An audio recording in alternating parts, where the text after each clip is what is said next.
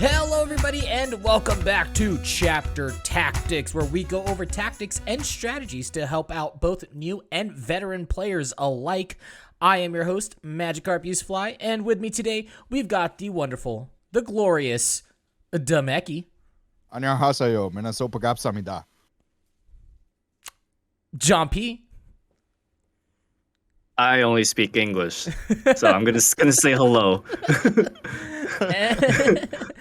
And that is it for today. We were supposed to have Scary on board today, but we had to push this episode back by a day. Things are getting hectic here. We have LVO coming up.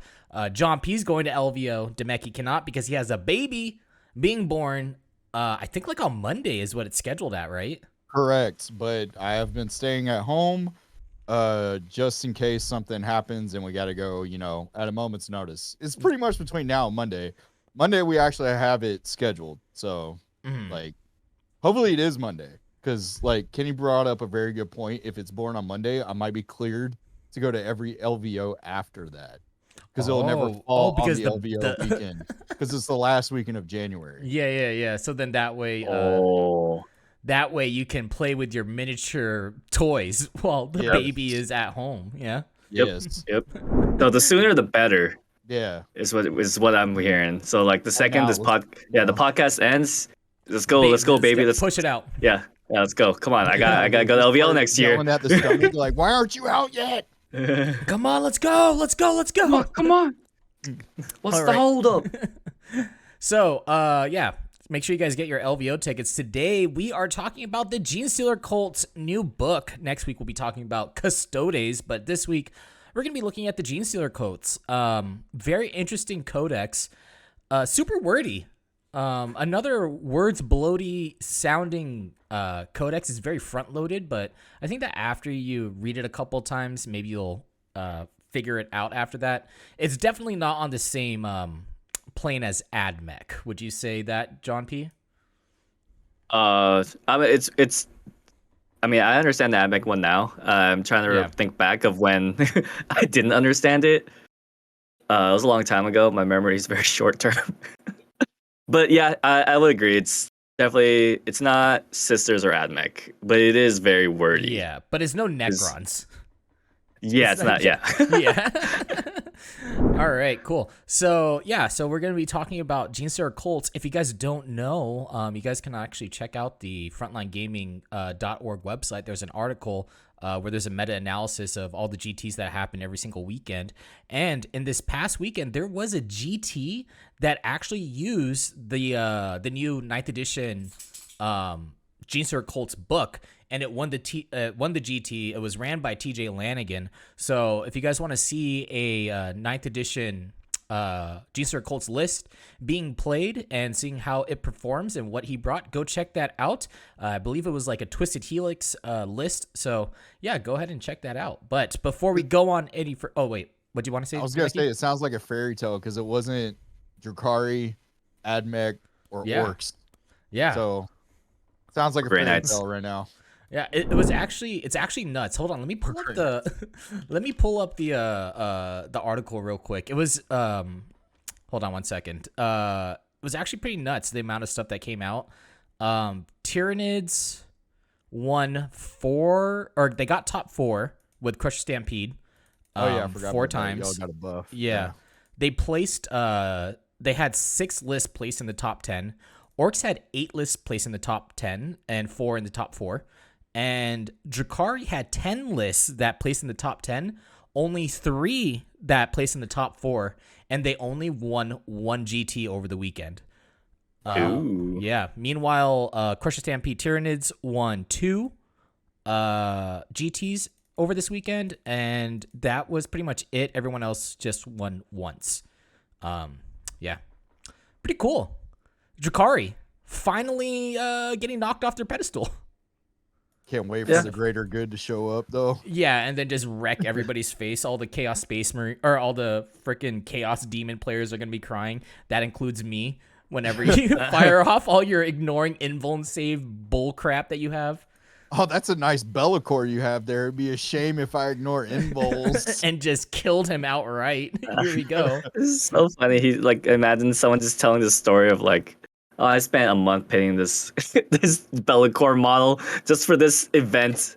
Oh, cool. Let me. I'm gonna shoot it. Your one Bellacore. Here's my three Borkin step storm surges. Yeah, good luck. Borkin. Yeah, it sounds more broken. This Borkin. Borkin.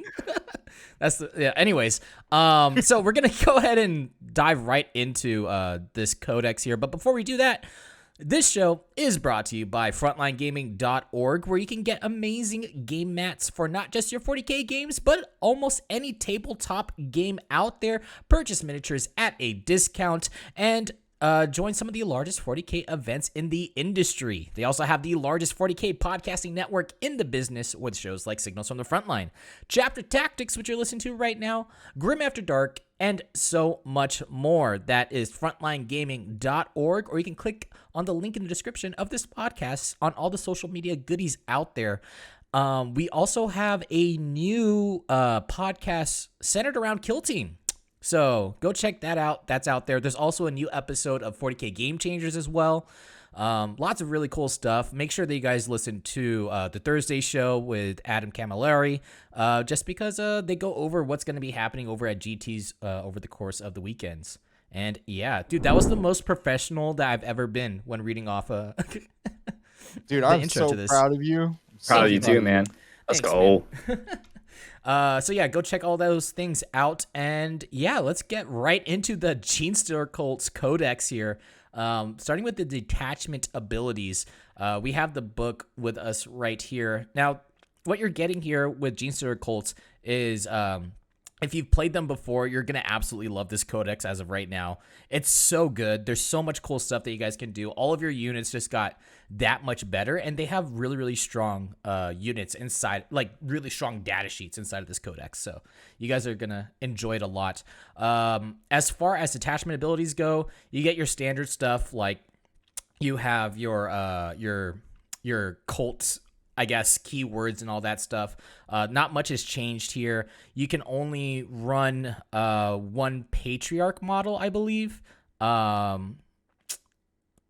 I think if your army includes any Patriarch models, you cannot select any other Genestealer Cults models as your Warlord. So if you run a Patriarch, you have to select him as your Warlord. And as well,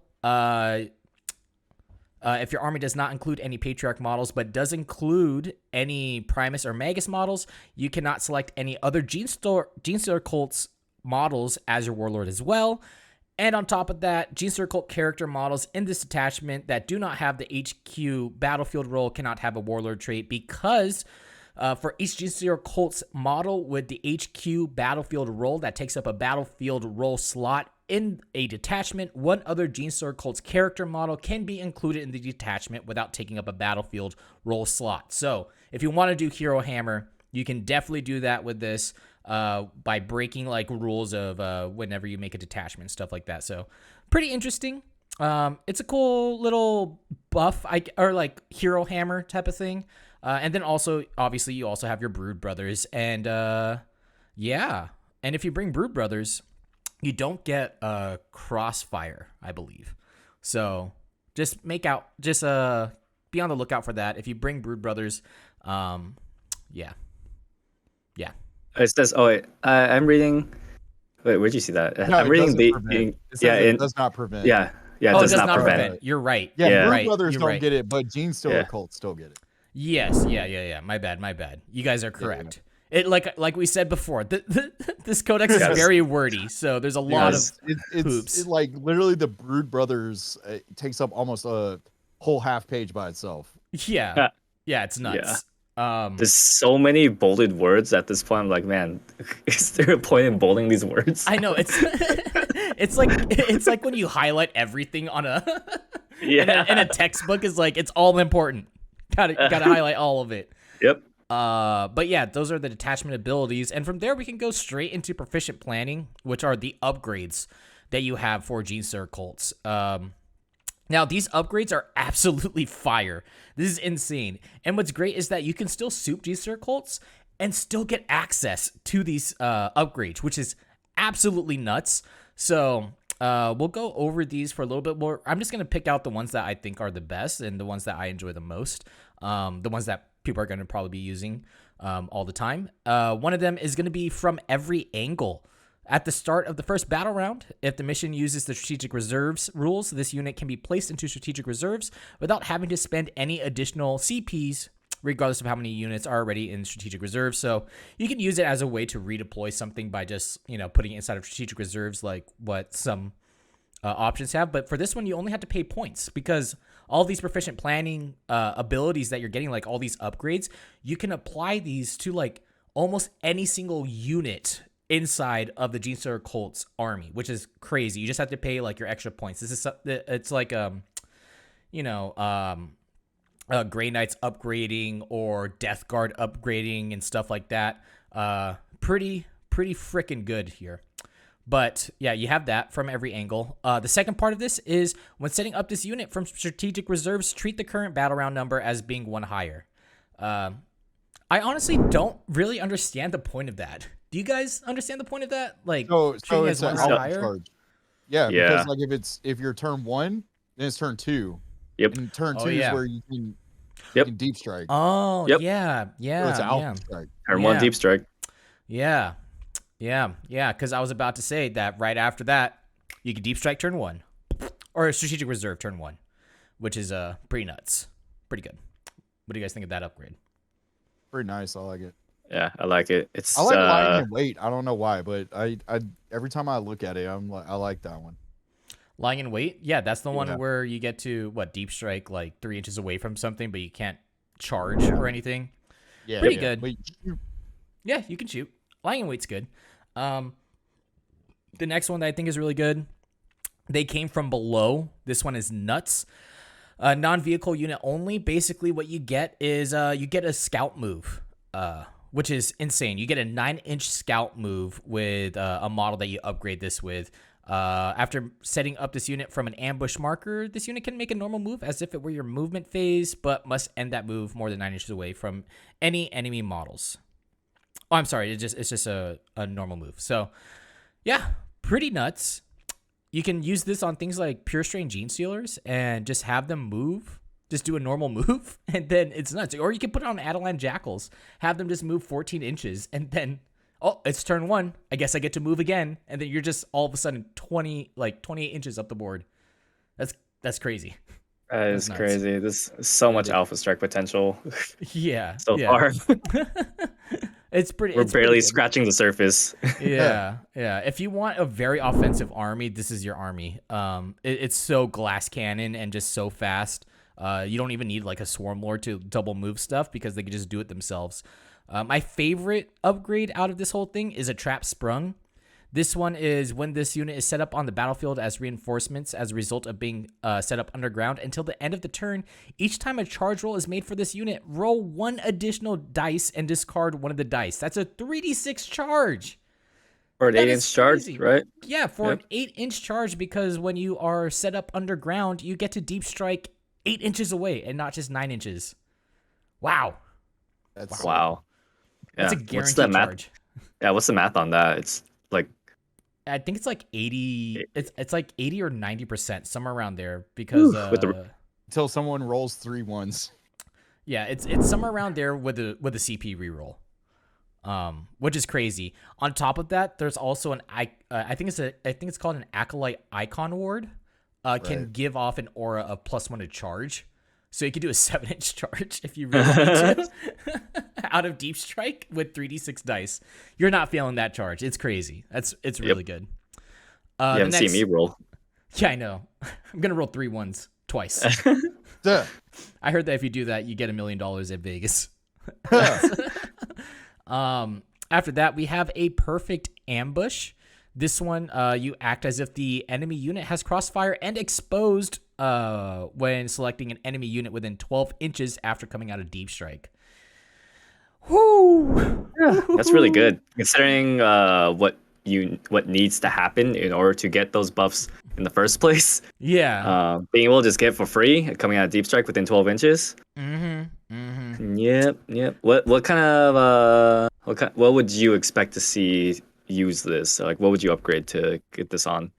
To use this on, I would probably use it on some like neophyte hybrids or things like Ridge Runners or Rock Grinders, maybe, but probably Ridge Runners, Jackals as well would also be pretty good. Yeah, those would be the only ones that would use them on. It's pretty good to just auto get, +1 to hit, +1 to wound. Pretty strong. Yeah. Definitely. Especially when like everything like hits on 4s, has a 4-up BS. So definitely increases your efficiency. Last one here. We have our Time Is Nigh. I love this. I love this thing. I love the title of it. But the first time this unit is selected to fight in this battle, until that fight is resolved, add 1 to the attack's characteristic of models in this unit. This is not cumulative with the additional attack granted by Might from Beyond, which is the psychic power that gives you +1 attack. But still, wow, just +1 attack. And all these buffs are like 10 points, 10, 15, maybe 20. Like, that's nuts. They literally just spoon-fed you a combo, too. They're like, hey, by the way, you can combo this with this. Here you go. Yeah, easy. Here, take this. Here's a 3d6 charge. And then here, for another unit, give them +1 attack. And you know what? For another unit, why not? Let's just have them have a scout move. It's great. It's That's nuts. But yeah, those are the upgrades. There's another one called Exacting Planner and Excavate. But this book is so large and we still have so much more to go through. So we're just going to skip those for now. But definitely go pick up the book and read through them because these upgrades are absolutely massive. Next up, I guess that we can go over Crossfire. Do one of you guys want to explain what Crossfire is and expose positioning and stuff? John P., you should do it. Yeah. I got it. So, Crossfire and Expose. There are 2 separate kinds of, I guess, traits that you can put on enemy units. The way I understood Crossfire is that it kind of works like marker lights. First, you need to put a Crossfire marker on a unit, and to do that, you need to shoot at an enemy unit with a unit that has the Crossfire keyword. And in order to put a Crossfire marker on that unit, you have to either land 5 or more attacks, or land 1 attack with a damage characteristic other than 1. So it could be 0. Yeah, sure. That's an interesting way to put that. But yeah, other than 1. And so when you get when a enemy unit has Crossfire on them, your Crossfire units get buffs when they shoot that unit. So you can get things like +1 to hit, +1 to wound, and let's see. And if the target has a Crossfire marker, was exposed. We'll get into exposed later, but yeah, you get stuff like +1 to hit, +1 to wound. Well, +1 to wound is exposed. But Crossfire only gives you +1 to hit. Yeah. For expose, you essentially need to surround an enemy unit and be able to draw a line over like the base or the whole of your units that passes over that unit. Kind of just, like you're ambushing them kind of thing. With expose, like you get attack. Pincer attack. Yeah. With expose, you get +1 to wound, like Matt mentioned, and let's see here. Each time a Crossfire. Did I miss something? No, that's pretty much it. You just get +1 to wound. Yeah. Crossfire gives you +1 to hit, and expose gives you +1 to wound. Pretty good.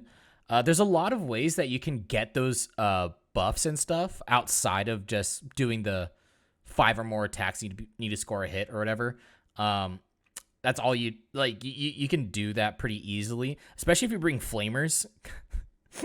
Yeah, because then they just auto hit, right? So I think that counts, right? I'm pretty sure. So that'd be kind of stupid, but it's not really hard to apply these outside of Crossfire or outside of hitting. And then on top of that, Crossfire markers, you're basically applying a keyword to that enemy unit. So when something has a Crossfire marker, it becomes you have access to like more stratagems that you can use on those units, which is pretty nice. +1 to hit for like army, it's like freebooters but easier because you don't have to kill anything. Yeah, so much easier. I mean, the flamers is, my bad. I was gonna say, if flamers just automatically get you a Crossfire marker, easy. Yeah. Easy.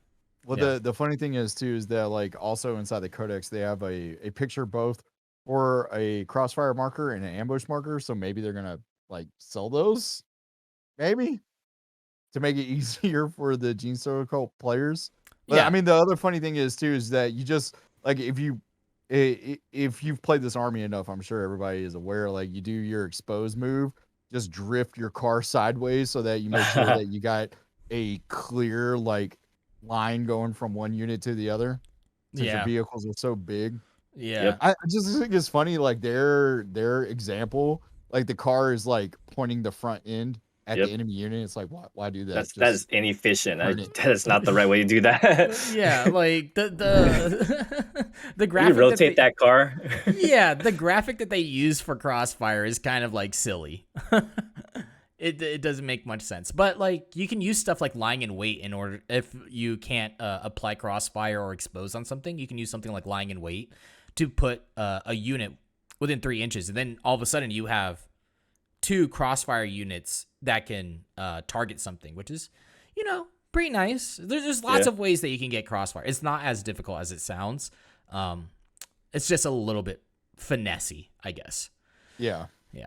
After that, let's go into some relics here. Actually, I want to take a break real quick. How about we go into Warlord Traits first, and then we'll go back to relics. All right, Demeki, you're up for Warlord Traits. You tell us what's going on Warlord here, Traits, I kind of looked through these and we talked about these before we got started. Kind of feel that 4 out of the 6 are good. I did just realize too, as we were talking about the what was it? The Proficient Planning, that there's a combo, nifty little combo that you can do with the first Warlord trait, which is Focus of Adoration. While a friendly cult core or cult pure strain Genestealer unit is within 6 inches of the Warlord, that unit is eligible to perform a heroic intervention as if it were a character unit. So if you do lying in wait and you're within 6 inches of the Warlord with this trait, well, guess what? You don't need to charge because you're just going to do a heroic intervention. So that's pretty cool. Well, I don't think that you can heroically intervene on your turn anymore. Oh yeah, that's true. Yep. Oh yeah, you're right. Otherwise, Space supposed to be really good. That would be a nifty combo. It would be a nifty combo. Shadow Stalker and Biomorph Adaptation, I feel like, are the weakest ones. Shadow Stalker is each time an attack is made against a Warlord, subtract 1 from the attack's hit roll. And then Biomorph Adaptation is add 1 to the attacks and toughness characteristic of this Warlord. They're so-so. Prowling Adjutant, I think in Alien Majesty and preternatural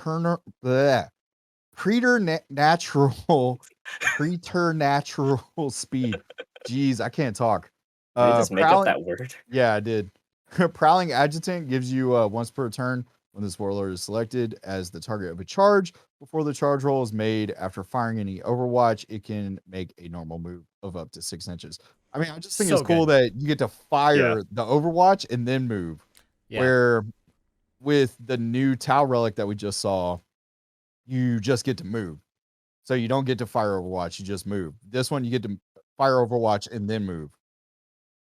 Yeah, it's really good. Like, we've seen this type of stuff happen with things like Thousand Suns, but the Thousand Suns one that has this, I believe that you have to, what's it called? You have to be in a certain cult for this to be used, right. And it's like cult locked, right? Whereas this one, it's just an overall Warlord trait, so it just makes it that much better, just so much better. Then Alien Majesty is add 3 inches to the range of the Warlord's aura abilities and add 3-inch range to the following abilities this Warlord has, if any: Jackal, Meticulous Planner, and Priority Target. Meticulous Planner, that's the one for the Primus model. So that's the one where it's like is it lieutenants that let you reroll wound rolls of 1? Yeah. Yep. Yeah. So the Primus has like an ability that you select a unit and then they can have that ability to reroll wound rolls of 1. So you're basically taking that aura and expanding it, or like not the aura, but the 3 inches to the range of that. And I think it's already 9 inches, so it's a 12-inch range to apply that buff. Pretty good. Preternatural speed. Each time this warlord makes a melee attack, you can reroll the hit roll. At the start of the fight phase, if the warlord is within engagement range of any enemy units, it can fight first that phase. I mean, fight first, always good, and rerolling the hit roll, always good. Yeah. So, Fight first is okay. Yeah, fight first. Yeah. Yeah. Slanesh love it, but everyone else is just like, I want to fight last instead. Yeah. I think that Shadow Stalker, the one where you subtract 1 from the attack's hit roll, is kind of like, because most of your characters are lookout surge. So if you're getting hit by something, you probably messed up in the first place. And they're usually giving off their wounds with what's it called, loyalty or whatever. Yeah, Unquestioning loyalty. Do they have anything that's like a blender, like Drazar or anything, like Drazar equivalent? Yeah, it's called the Patriarch and Keller Morph. Do you want to talk about Unquestioning Loyalty, John P? Since you mentioned what it was. Let's do that. It's a pretty big part of this codex. Let me find it in my book. So Unquestioning Loyalty. So each time a saving throw is made for a character model, you can select the Brood Brothers model within 3 inches of that character model and take an Unquestioning Loyalty test. To do so, roll a d6, adding 1 to the result of that character model is a Patriarch. And so on the 4-up, that test is passed and the character doesn't take damage. Instead, he passes it off to his poor little peasant, and they take damage instead. Savior protocols. Yeah.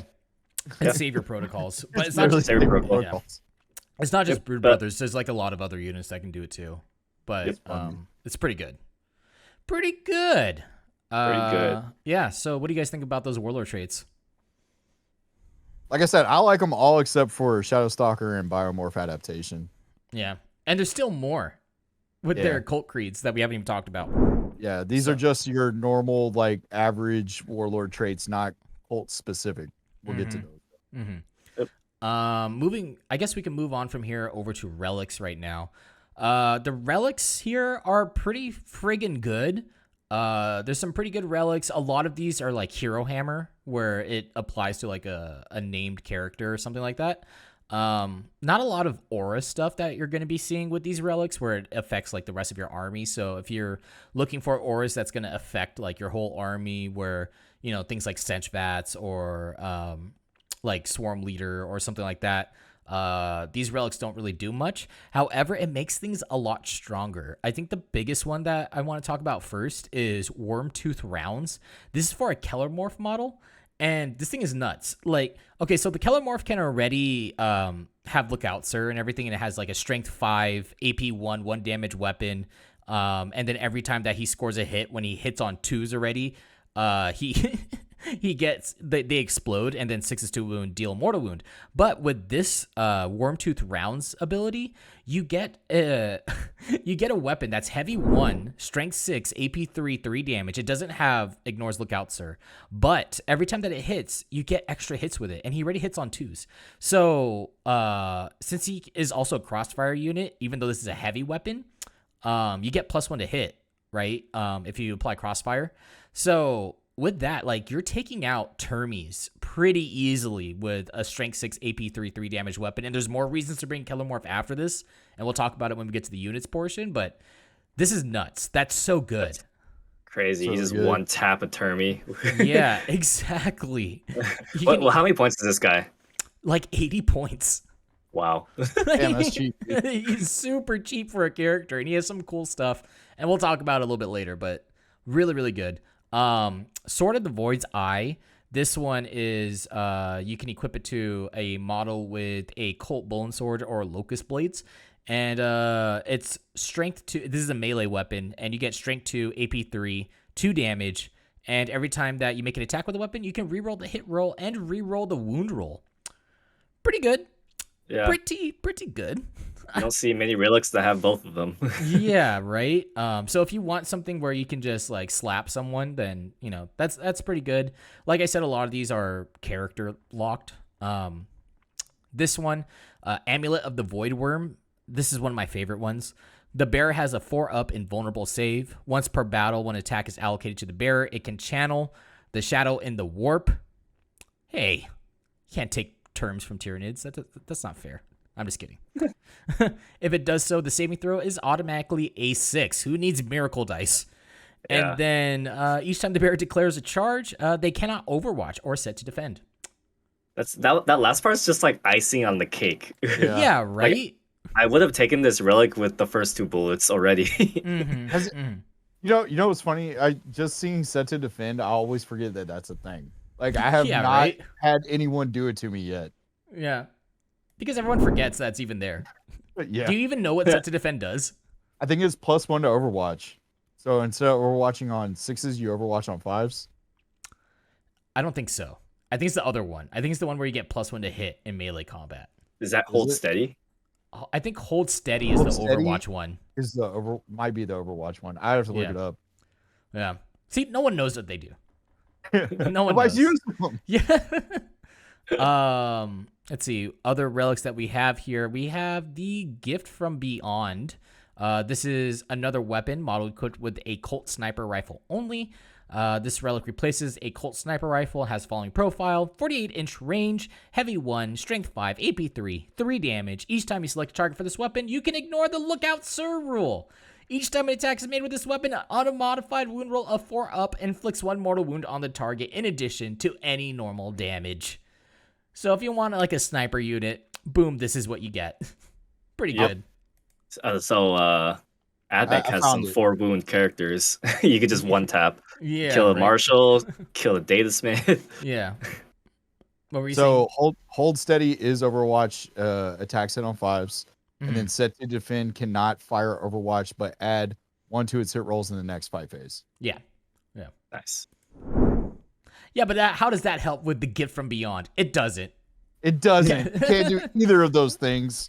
You're screwed. Yeah. We have also Cranial Inlay. This is for a Nexus model only. When the bearer is on the battlefield, you basically get a Korov's Aquila. So whenever somebody uses a stratagem, you roll a d6, and on a 5-up, the command point is refunded. Oh, this is only for you. So whenever you use a command point. Wait, each time you spend a command point to use a stratagem, you can roll 1d6. Okay, yeah, that makes sense. Why they worded it like that? Like, I don't know. What else are you spending command points on? It's a little... I thought that maybe like if you spend 2 command points, you can roll twice. That's what I kind of thought, but it's not worded like that. And then you can use its strategic coordination ability 1 additional time per turn.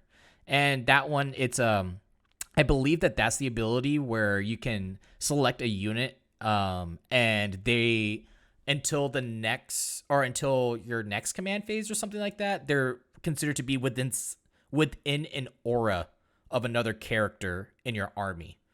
So if you want something like reroll hit rolls of 1 and a unit is like further away, they can still get reroll hit rolls of 1, even though they're not close to the aura. Pretty good. Yeah, that is very good. And then the last one here, this one is my favorite one out of all of them. I think I said that before, but this one, the Unwilling Orb, this is for a Psyker model only. The bearer can attempt to deny 1 additional psychic power in your opponent's psychic phase. You can then deny the witch out of any range instead of just within 24 inches. So, Grey Knights, you're not safe anymore. Get screwed. Yeah. That's so good. Yeah. And then each time the bearer attempts to manifest a malediction or witchfire psychic power, add 1 to that attempt's psychic test, which is pretty good because most of your psychic powers are warp charge 6, so you're looking at a 5 to cast, which is pretty good. Pretty good. Oh, what would you put this on? Like a Patriarch? I would put it on a Patriarch. Yeah. How many denies does it get base? 2, I believe. 2, and then plus 1 for this relic, so 3. Well, +1 for 4 out of the 6 psychic powers. There's 2 that are not malediction or witchfire. Oh no, I'm talking about his denies. So he has 2 denies base plus he can 1 only deny. He can only deny. Okay, so he has 2 global denies. Yeah. Okay. Pretty good. That's still really good. Yeah, I like it. And then +1 to his psychic test. I don't think that he's locked to a relic. And he's not a named character, or he is a named character, so he can't take it. Womp womp. I guess I take it on Magus. Is Magus a name? Magus is a named character. I'll get back to you on who would run that. Because I don't know who can actually run it. I'll have to look at it more closely. My bad. All right. Yeah. Yeah, it happens. It happens. You know, when the Codex isn't on Battlescribe yet, it's hard to know what can take stuff and what cannot unless you're constantly flipping through the book, right? This It's a this little is bit true. annoying. Yeah. I need my check mark. Yeah, right. I need to know what I can take for for some certain things. All right, so moving on from here, let's go into the Broodmind discipline. Demeki, tell us what's good here. Yeah, boy. All right. So, so far looking at this, I think 4 out of the 6 are, I would say actually 3 out of the 6 are good. 1 being okay, and then 2 being just eh. Um, Mass hypnosis is definitely one of the good ones. It is a malediction, so if you do take the relic that Matt was talking about earlier, you get +1 to cast. It is a warp charge of 7, which is I think the highest one out of all these. If manifested, select one enemy unit within 18 inches, visible to the psyker. Until the start of the next psychic phase, subtract 1 from the attacks characteristic of the model in that unit. In the fight phase, that unit is not eligible to fight until eligible units from your army have done so. Fight last, -1 attack. Fight That's last. pretty good. Woo. Pretty good. Pretty Fight good. last from afar. 18-inch range of fight last. Yes. That's Visible crazy. though. Visible. That's the other keyword. Visible. Yeah. Yeah. Still pretty good though. Yes. I completely agree. Then mind control. Mind control also malediction. So you can get +1 to cast with that relic. Warp charge value of 6. If manifested, select one enemy unit within 18 inches of invisible to the psyker until the start of your next psychic phase. Each summon model in that unit makes an attack, subtract 1 from the attack's hit roll again. If the result of the psychic test was equal to or greater than the unit's leadership characteristic, subtract 1 from that unit's leadership characteristic and subtract 1 from the combat attrition test taken for that unit. This is one of the ones that I think is just it's not that great. It's okay. I mean, there's a lot of armies out there that ignore leadership roles and tests. So, yeah, it's so situational. Maybe you'll use it for like a crusade or something, but I don't think we'll see mind control too much in pro play. Yeah, and also rest in peace, because mind control used to be one of those one of the psychic powers that Tzeentch has, where you roll 3d6, and if it's higher than and you choose a character, or you choose an enemy model, if it's higher than their leadership, you can shoot as if it was you can shoot them, or like you can shoot with them, as if it's like your own model.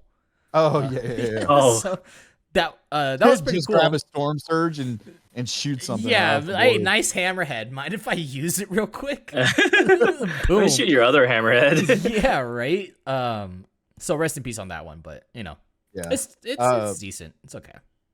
Psionic Blast is a Witchfire, and it's a warp charge value of 5. Essentially, it's when it comes down to it, it's just a better smite almost. It's you still have to select one enemy unit within 18 inches invisible, and then it's just some extra flavor text. So, like, if you're within engagement range of a character, you can actually use this on them. The way it's worded is it's worded so weird, like weirdly.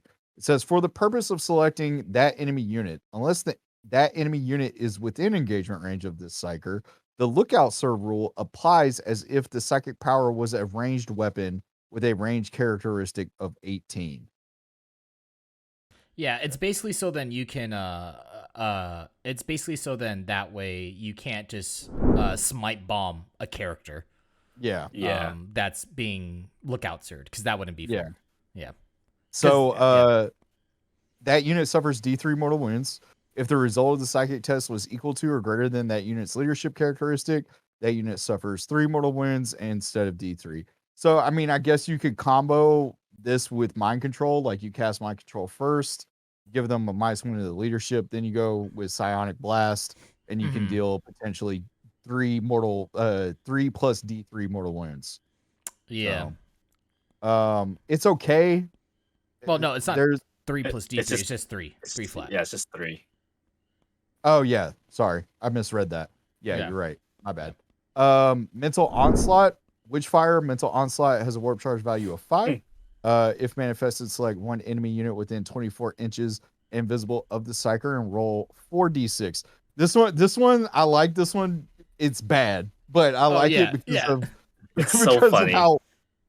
So you roll 4d6 for each result of 5 up. That unit suffers 1 mortal wound. If any models in that unit are destroyed as a result of those mortal wounds, but that unit is not destroyed, keep repeating this process, reducing the number of dice rolled by 1 each time.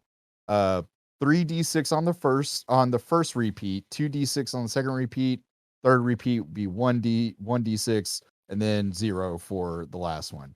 Until any of the following conditions are met, which is the number of dice rolls is 0. You roll no result of 5 up, or no enemy models are destroyed. So you have a chance to deal 10 mortal wounds. Yeah. If you're hot, if you're the king of 5s. Oh. You deal 10 mortal wounds. Now you say that this psychic power. Now you say that this psychic power is bad. What if I told you that this is better than the original Mental Onslaught? I would believe it because I don't know anything about 8th edition GSC. It's basically like the same thing except a little bit worse. Gotcha. So it's just What, did they have to roll 6s only to get mortals? No. Here, I'll read it off for you. Ready? Okay, here's the original one. If manifest is select an enemy model with an 18. Each player then rolls a d6 and adds their model's leadership characteristic to their result. If your score is higher, the enemy model's unit suffers 1 mortal wound. If the selected model is still alive, you then repeat this process, each player rolling a d6 and adding their respective leadership until either the selected model is destroyed, your opponent rolls a 6, and or your opponent's result is equal to or higher than yours. That's funny. God. It's even worse. It's even worse. If you like gambling, this psychic power is for you. Yeah. If you like gambling, this is it. If you're going to LVO, this is the one that you roll, and then you go immediately to the craft table. That's the BDE psychic power. Like somebody looks at your list and they're like, Mental Onslaught. Whoa. I'm afraid of this guy. If you pull up to LVO and deal 10 more wounds with this, I would just leave LVO and go gamble. Yeah, I know, right? So the next one up is Psychic Stimulus. It's a blessing with a psychic warp charge of 6. If manifested, select one friendly cult unit within 18 inches invisible to the Psyker. That unit is eligible to shoot and or declare a charge within a turn in which it advanced or fell back. Models in that unit do not suffer the penalty incurred to their hit rolls for firing assault weapons in the same turn in which their unit advanced. This is by far my favorite. I like this one the most. Get to shoot and charge whether you advanced or fell back, which is great. And then also you don't even suffer a penalty for assault weapons. I like this one a lot. It's pretty good. It's pretty good. Yeah. I don't know if I like it more than Mass Hypnosis because Fight Last is just insane. But it's still really good. I mean, you could do both. You could do both. Why not both? Why not both? Yeah. Last but not least is Might from Beyond. It's another blessing. It has a warp charge value of 6. If manifested, select one friendly cult unit within 18 inches and visible until the start of your next psychic phase. Add 1 to the attack characteristic of the model in that unit. It's okay. That is insane. What are you talking about? It's okay. That's so good. +1 attack? Bruh. I still like Psychic Stimulus and Mass Hypnosis most. Yeah. But like, think about freaking, what's it called? Pierce Chain Genestealers that get 40 attacks. You give them Might from Beyond, all of a sudden 50 attacks? Bruh, that's insane. Oh, it says models. Yeah. Models. Yeah. Yeah. Okay. That's okay. That's pretty good. It's essentially the unit. Like, the whole unit gets +1 attack. Yeah, I don't know why they... cool. Or 1 additional attack. Pretty good. Pretty good. Yeah. What do you think about these psychic powers, John P? We still have 3 more. Are good. Yeah, 3 are good. 3 are meh. 3 are good. 2 are meh. 1 is garbage. Super good. Yeah. Oh. Super good. Yeah, 1 is garbage. Yeah, but yeah. All right. Okay. Dumpster fire. All right. Let's go over these chapter approved rules and then we'll head on over to cult creeds, and then we'll jump back over to stratagems. Because there's a lot of stuff that we have to unpack with cult creeds. But chapter approved rules. Who wants to go over this one? Yeah, I can do it. Yeah. Spoiler alert. All right. They're all pretty garbage. Yeah, they're all pretty bad. So, first things first, we are in the category of shadow operations. So this one's called Sabotage Critical Location. It's a very long secondary. It takes up half the page. It's probably the reason why they only have 3 secondaries, because they couldn't fit the 4th one. But yeah, this one essentially, after choosing deployment zones, your opponent gets to select 2 locations and mark them as critical location markers on the battlefield. They have to be more than 9 inches away from battlefield edges and must be more than 9 inches away from each critical location marker. And then after that happens, 1 or more infantry biker units from your army, excluding characters, can start to perform this action at the end of the move units step of the movement phase. You heard that right. The move units step, not the end of the movement phase. So you can't do this with a character or like unit that came in through reinforcements, which sucks. Some deep strikes. So deep strikes. Yeah, like half your army is going to be doing. But yeah, so each time a unit starts to perform this action, they must be within 3 inches of the center of the critical locations, and no enemy units, excluding aircraft, can be within 3 inches. And this action is complete at the end of the turn, provided that you're still there at the end of the turn. You get points based on the battle round that you completed the action. So you get 9 points if you do it on turn 2, 7 for turn 3, 5 for turn 4, and 3 for turn 5. Wait a minute, hold on. I think am I reading this correctly? Because I think this might just be absolute hot garbage. So after choosing deployment zones, your opponent must place 2 critical location markers on the battlefield. Okay, each of their critical. So you don't even put these on objective markers. You just put them anywhere on the battlefield. Yep. I mean, that's horrible. Hold on. Yep. I don't think it's that bad, because like if your opponent doesn't put it on an objective, and they put it somewhere outside, right? Like, it could be more beneficial to you as the GSC player. Because the thing is that you have several turns to still score 15 on this. So it's not as bad as it looks. I kind of like it. It's pretty bad, because they could just put it like in their back field and then just have a unit just sitting there. And then no, because it has to be, does it have to more than other critical? More than 9 inches away from battlefield edge. Yeah. So, I mean, it's like, so there's 2 different ways to go about this. You can either place it on your primary objective, or you could place it away from your primary objective. If you place it on the primary objective, you're probably an elite army, and you don't have many units to spare, and then so you're gonna be on that primary objective, protecting not only the primary but also your critical location. So you're doubling down on that. If you are an army that is like a horde, you can place it not on a primary objective and just you can dedicate just 2 units to being on the primary and on that critical location. To like protect them and prevent them from scoring these points. Yeah, and like don't forget that Genestealer Cults are not very tanky.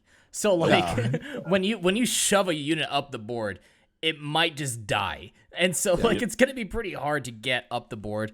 The amount of points that you score on this is pretty nuts. Like you could get 9 points by doing it just once on battle round 2, but bruh. I mean, even if you just did round 4 and 5, that's still 8 points, which isn't terrible. It's not very good. This is shadow operations. Like you could do other stuff like Rod. New Rod.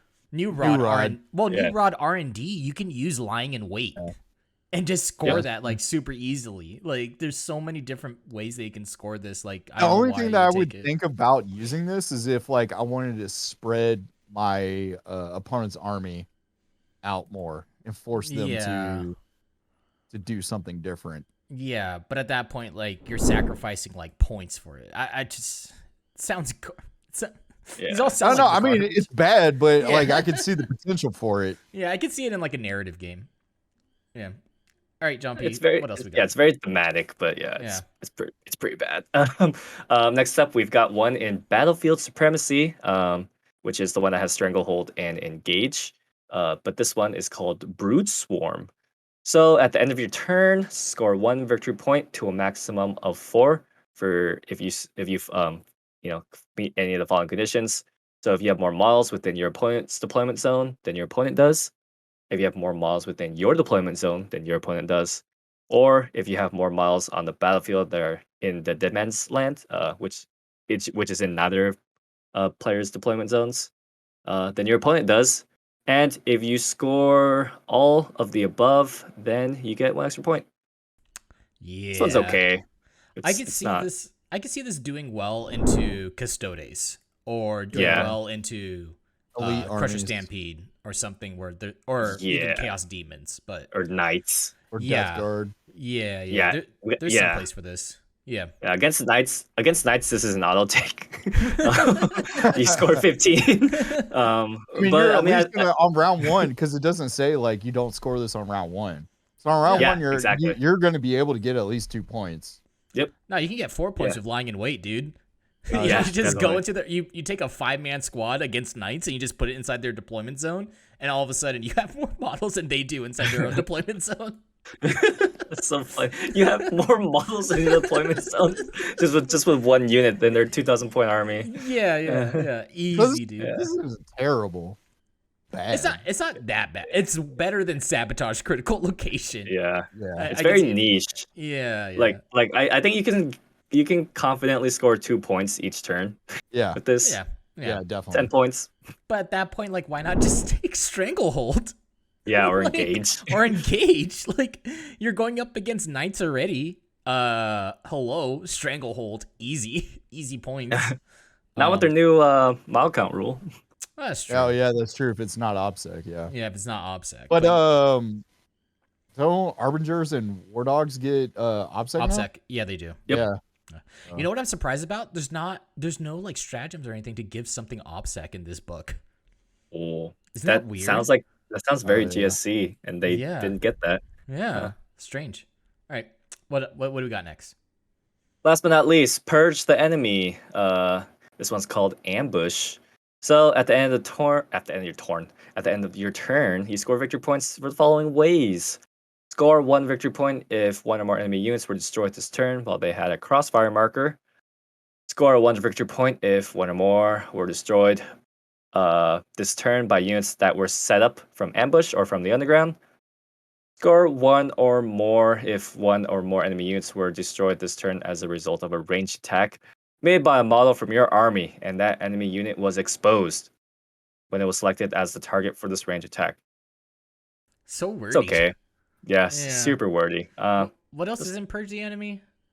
Is that Aboard the witch, right? No. Sorry. No, Assassinate. that's Titan Hunter, Assassinate. bring it down. Yeah. yeah. I mean, like, Titan why Hunter take in this there? when you could take Bring It Down now? With the new Bring It Down that's coming up, there's no point in bringing Purge the Enemy. You know what's better than all these secondaries? Frickin' the Imperial Guard specific one that just came out. Did you kill something? You get a point. Yeah. Good job. Here's the point. Yeah, like what the heck? Okay. So yeah, those are the secondaries. Yeah. I think that we beat that horse to the ground. Yeah, they're okay. Yeah, they're all right. All right, John P. Let's go for that marathon. You want to start telling us about these different cults that they have? All right, it's my hour. Here we go. Yeah. All right, so first things first, the most infamous of all the cults is the cult of the Forearmed Emperor. This one is an all-arounder kind of army. Their army traits are that you can reroll charge rolls, and you gain the benefits of light cover against range attacks if your attacker is more than 12 inches away. That's Yeah. pretty cool. Yes, Tide of Shadows. Pretty Yeah, good. Tide Shadows. Yep. Yeah. This is the one. You know what's good about this is that it makes like things like your trucks, which is like your basic like Rhino equivalent, but just better. Yeah. Makes it have a 2-up save. Yeah, that's pretty cool. That's pretty good. Yeah. Yeah. Especially considering the fact that this army like is pretty fast, right? Yeah. Pretty like- fast. So good. I was gonna say it's like Drakari. It's fast and glass cannon. Yeah, you get to Yeah. dictate the fight. So you get to choose when you want to be more than 12 inches away, and then you get to choose when you're just in that Mhm. person. Yeah, when you want to get in there. Yeah. Yeah. Yeah. Yeah, go ahead. Go ahead. Sorry. The Warlord trait is pretty. It can be really good or it can be really bad. So this one is if you are near your Warlord and you spend a strategic ploy stratagem or battle tactic stratagem, you can reduce the CP cost of that stratagem by 1 to a minimum of 0. And you have to use it on a Cult of Forearmed Emperor unit that's within 12 inches of the Warlord. So if you're just, grouping up around your Warlord, just spending CP each turn, you can save up to 5 CP with this. Pretty okay. Yeah, pretty okay. It's okay. Yeah. Right. Yeah. Yeah, so, Yeah. Plan generations in the making, though. Yep, this is the hype one. Yeah. A plan generations in the making. 0 CP. It's essentially Agents of the Vec. So use the stratagem after your opponent uses the stratagem, excluding command reroll until the end of that battle. CP cost your opponent must pay is increased by 1. It can only use this stratagem once. Pretty good. That's I like it. Yeah, Yep. it's better than what it was before. It still kept the baller name because I just love that name so much for stratagem. A plan generations in the making. Before, this thing used to cost 3 CP and you had to roll to see if it even did anything.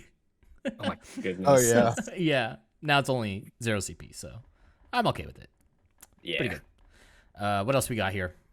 Relic's okay. It's a sword. +1 strike, -4 AP, 1 damage. You get to make 4 additional attacks, and then 6s to hit auto wound. Not much to say here, but I will say, let's move on to the Psychic Spell. This one is a very painful movement debuff that you can put on an enemy unit. Warp charge of 7. Manifest on 7. Select an enemy unit within 18 inches and visible. Until the start of your next psychic phase, that unit is subtracted 3 from the movement characteristic, half the advance rolls, and -2 for charge rolls. You missed one thing out of all that. There's a very important thing in here. It says excluding units that can fly. Yes, excluding units that can Which is fly. almost like all of the Tau army. Yeah. That's nuts. Yeah. Look at this guy talking about Tau right now. Always finds the way to bring in Tau. Yeah. Slip that in for the greater good. But if you're looking at something like Vanguard Vets, like all of a sudden now they have a 9-inch move. And then if they need to make a charge, if you're 18 inches away with a 9-inch move and -2 to charge rolls, good luck. You forget Vanguard Vets can fly. Oh, they can fly? Yeah, they have a jetpack. Oh no! Yeah, so this one's not as good as you. Vets. Yeah, Bladeguard Vets. Yeah, this but one's not as Bladeguard good. Vets are like they move 5 inches, so it doesn't matter. Yeah, 6 inches. Or whatever it is. Yeah. Until Space Marine Codex 2.0 comes out. Yeah. Here's a Bladeguard Vet with a jump pack. All right. Let's go on to the next one. Yeah, the Hive Colts. This one is good for. Shit, there's so many. We could just burn through these. Yeah, let's go through it. This one is based around movement and performing actions. I would say this one leans towards neophyte builds and hand flamer acolytes. So with the army traits is that you can shoot in a turn in which they fell back, but you get a -1, so Ultramarines, and you can perform actions on a turn in which they fell back or advanced, and that you can also shoot and not fail the action. So yeah, super good for Rod. I like this one, especially with the new R&D and stuff that's coming out where bikers can do it. So that means that your Adeline Jackals can actually like advance and just do those actions, which is nice. Yep. Pretty good. Yeah. Warlord trait, we can just skip over it. The Relic's pretty interesting. Each time the bear makes a melee attack, unmodified wound rolls of 5s. Saving throws, including invulnerable save throws, cannot be made. So yeah, for your save roll. The stratagem is pretty neat. You spend 1 CP and you can just automatically put a crossfire marker on the unit. Why waste? Why waste having another unit shoot it? But yeah. Fanatic Blast, we'll just skip. Yeah.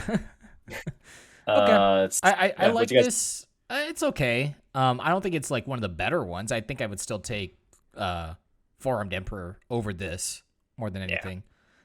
Depending on what the new rules are going to be for the new future GT stuff. Yeah. What do you think, Demaki? I like it just because of all the things that you can do after performing an action. Yeah. I mean, it's just points. Like that's all I see when I read that is like the possibility of points. Yeah, but like Yeah, I was uh, gonna say this is I was gonna say this feels like a safe choice though, where you just play the mission really well. yeah, and like if you really think about it, like doing an action, you only need to do it with like one unit, right? Whatever action you're doing, like if you're doing engage or not engage, if you're doing something like rod, you only need it to be activated for just one singular unit, and that's it.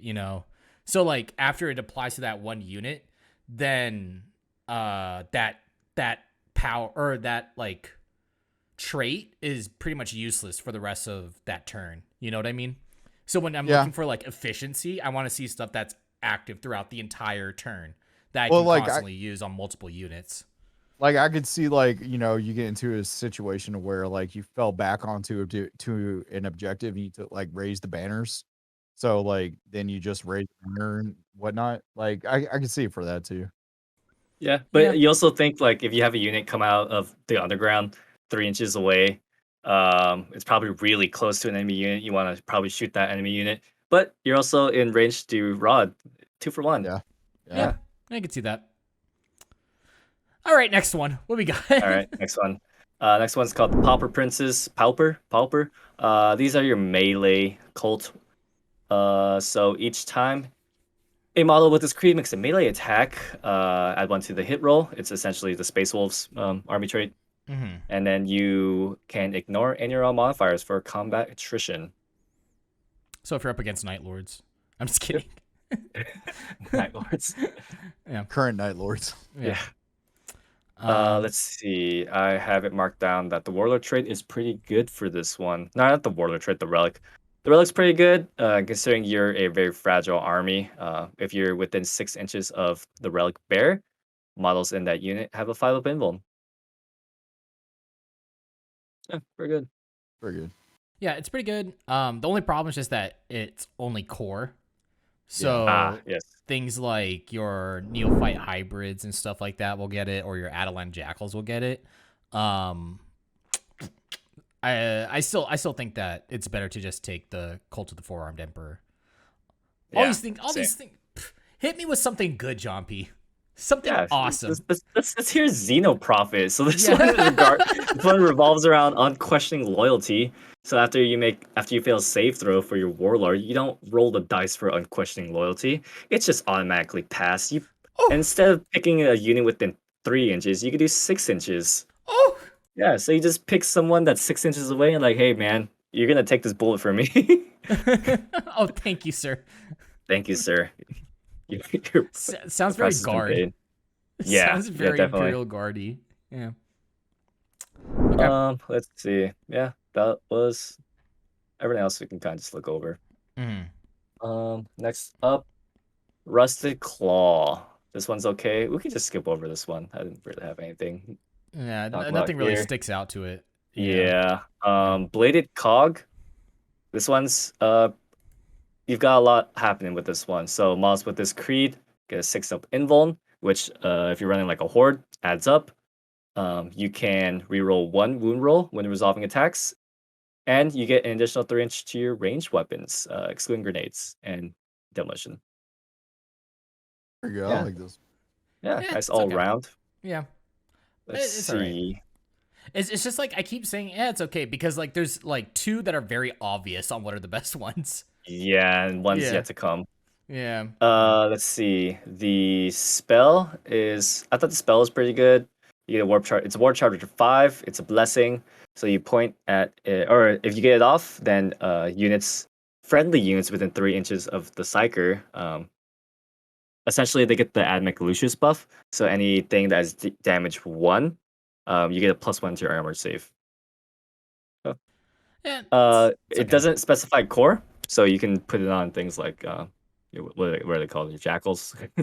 Well, Jackals are core, but you can put it on like Ridge Runners and trucks and stuff. Yeah. I can see that. Yeah. Okay, here we go, Matt. We're getting to the good one. Oh, Twisted Helix. Oh, Twisted Helix. This is the one that is very melee focused. Yeah. So you add 1 to your strength characteristic Add 1 to your move characteristic, and you get a little mini transhuman. So unmodified wound rolls of 1 or 2 always fail, irrespective of any abilities. Pretty That is dang good. absolutely disgusting. It's so Mhm. good. Oh my goodness, I love it. Yeah. God, Yeah. getting +1 move and +1 strength is already so Yeah, I good. know, dude. +1 move characteristic. That means that things like like your jackals that move 14 now move 15 inches. Your friggin' pure strain gene stealers now move 9 inches with advance and charge. And if you take like the thing where you get your scout move, you'd make a normal move. Pure strain gene stealers now move 9 inches outside the deployment zone, and then they could just advance and charge. Adeline Jackals get to move 15 inches out of their deployment zone. That's disgusting. It's so good. So good. Yeah. Warlord trait, you get +1 damage to melee characteristics of the Warlord. Pretty Yeah, good. pretty good. Yeah, If your yeah. Warlord is a blender, It's good let's against Death see. Guard. Oh yeah, it Yeah. negates their stuff. Yeah, yeah. The relic's pretty neat. You can get an additional genomic enhancement. I don't know the genomic enhancement off the top of my head. Is getting 2 pretty good, Matt, or no? It's all right. It's like it's like, think of it like what's it called? Like buffs from From earlier. it's like, think of it like buffs that Chaos Spawn get, kind of. Let me read them off real quick on what you can grab. It's nothing like game breaking. It's nothing crazy. Is all I'm saying. It's not Gotcha. like you're gonna want to. You can leave home without it and not feel bad. Yeah, the Okay. Stratagem's really good. Yeah, the I like Stratagem's this pretty guy. good. Stratagem's pretty good. So use the Stratagem in the 5 phase. When a Twisted Helix Aberrant or Twisted Helix Abominant unit from your army is selected to fight, to the end of your turn, each model destroyed by an attack made by this model counts as 2 for the purposes of morale. Each time a model in that unit fights, it can frenzy. If it does, until the fight resolve, add 1 to that model's attack characteristic and change the damage characteristic of melee weapons is equivalent to 1. It's all for 1 CP. Really This good. would be great if aberrants and abominants were actually good, but they're still pretty That's the kicker. expensive. They're not that great comparatively to other stuff they can get. They're so expensive. You could just run pure strain gene sealers, and yeah, the stratagem. It's all right. If you want to bring aberrants, go ahead. This makes it okay, I guess. Yeah. Yeah. And last but not least, we get the Psychic Spell's Blessing. It essentially is until the start of your next Psychic phase, each time a model in that unit makes a melee attack, 6's auto wound. This one Yeah. I love. Yeah, I'm pretty okay with good. this one. A lot of your stuff is going to be like AP3, so being able to auto wound on that is pretty choice. Pretty good with the amount of attacks that you get. Yeah. Then you have your custom that's- stuff. Yeah, the custom stuff. What do you guys think of the pre-built stuff? Obviously, there's some good ones and a lot of bad ones, but Yeah. Cult of the Forearmed, I think, is really good, and I think that Twisted Helix is also really good. Those are the best two, in my opinion. I like those two in the Hive Cult. Yeah, Hive Colt's decent. I'm okay with Hive Cult. But just even Pauper Prince, I can see it being used every once in a while, but I would honestly still run Cult of the Forearm. Just that being able to have light cover on like your vehicles that have like a 3-up save or a 4-up save really makes it so then they're just a little bit more tanky. And then Twisted Helix is just insane. The thing is crazy. Yep. Yeah. Yeah, my favorite's Forearmed. Just it's got everything. Yeah. Like you can run double detachments. Like if you run, you can run one definitely. detachment of Twisted Helix is what I'll see. Is what like I'm guessing you're gonna see a lot is just one detachment of Twisted Helix with pure strain gene sealers, and then another detachment of like Forearmed Emperor or Hive Colt or Papa Prince, one of those. Yeah. Yeah. Yep. All right. Okay. We could skip through the custom ones and then go straight to stratagems. Okay. Yeah. Let's Because do it. we'll be here for like another 5 hours. Yeah. I do want I to. think it's weird the way that it's set up compared to everything else. Mm-hmm.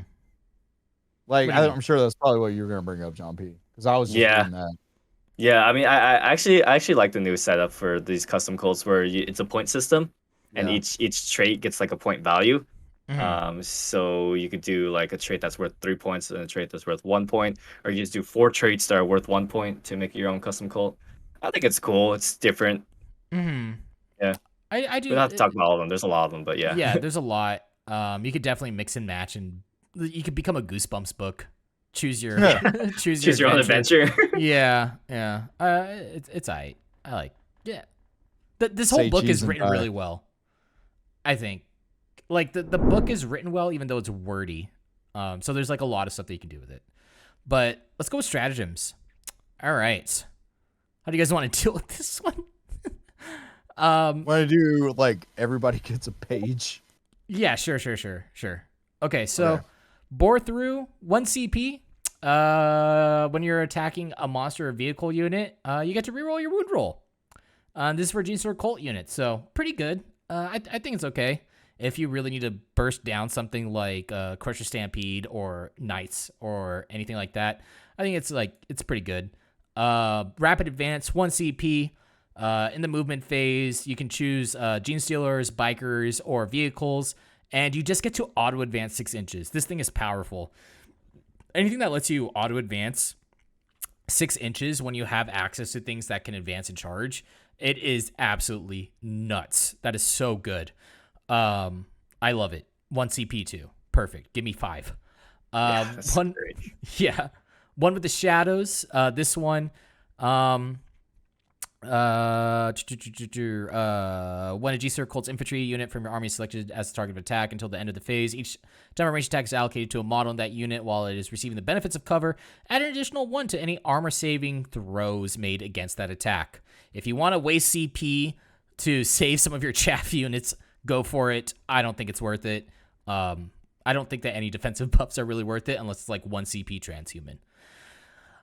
Dig them out. This one lets you just automatically get exposed on a unit if you're within 12 inches for ranged attacks. That is nuts. So if you have things like your Ridge Runners or your Rock Grinders or even your Neophytes, you can just pop this, get +1 to wound. Insane. For 1 CP. A lot of these stratagems are 1 CP, and like that's nuts. Overload fuel cells. This one I think that you're going to be using a lot of, especially if you're taking seismic cannons, because seismic cannons are just so good.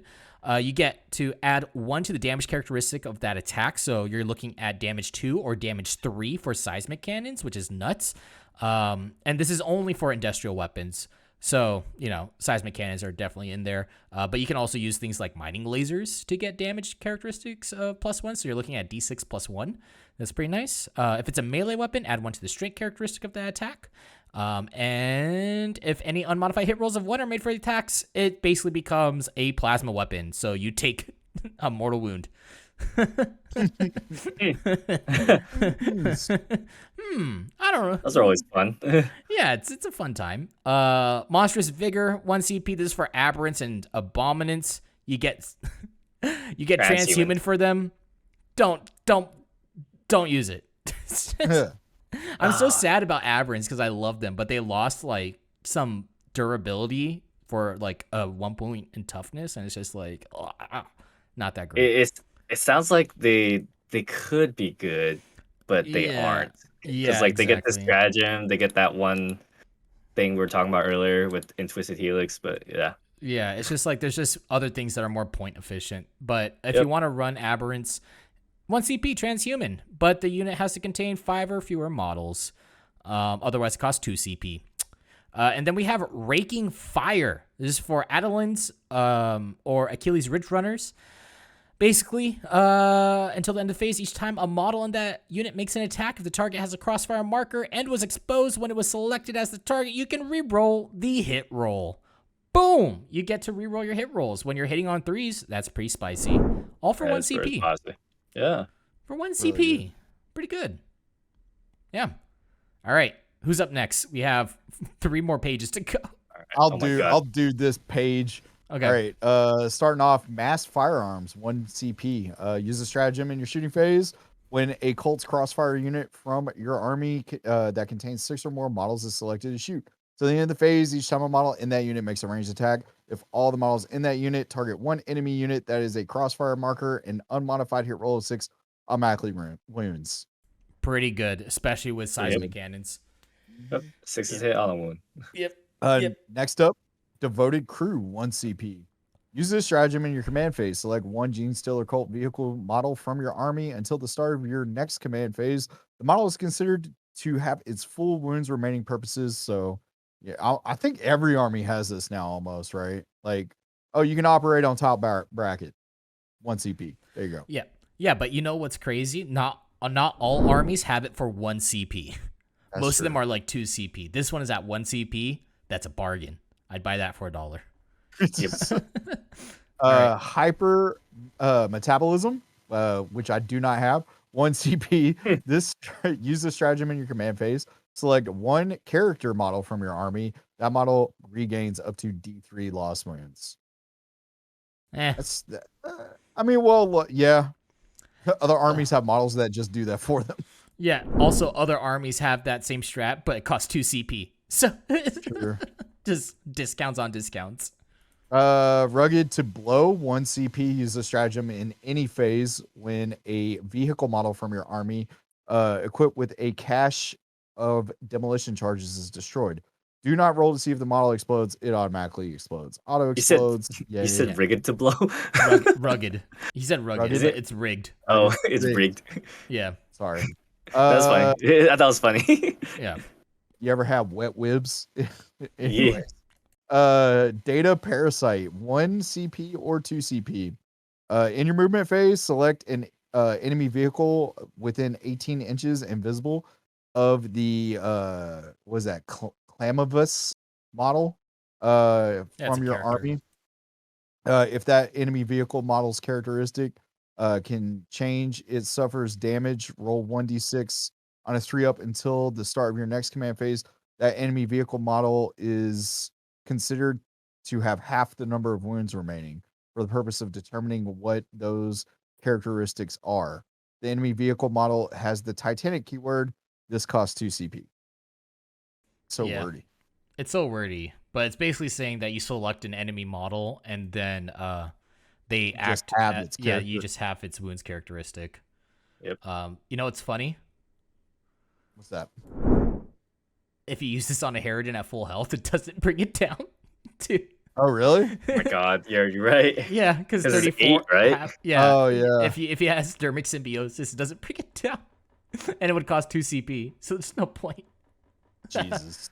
All right, what do we got next? Legendary Demise, 2 CP. Use this stratagem in any phase. When a Keller Morph model from your army is destroyed by an enemy model, do not remove it from play. It can, after the attacking models finish making its attack, shoot as if it were the shooting phase, or it's just shoot. You can shoot. Shoot on death, fight on death. No fight, just shoot. Oh, just shoot. Yeah. The name's pretty. The name's pretty epic. Legendary Demise. Yeah. And he's just shooting as he dies. Yeah. It's not that great, but just because it's 2 CP. Yeah. But yeah. All right, what else we got? Gestalt Consciousness, 1 CP.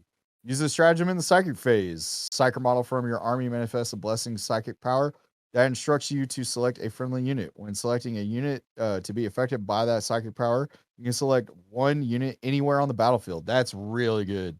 That's really good. 1 CP? Yeah.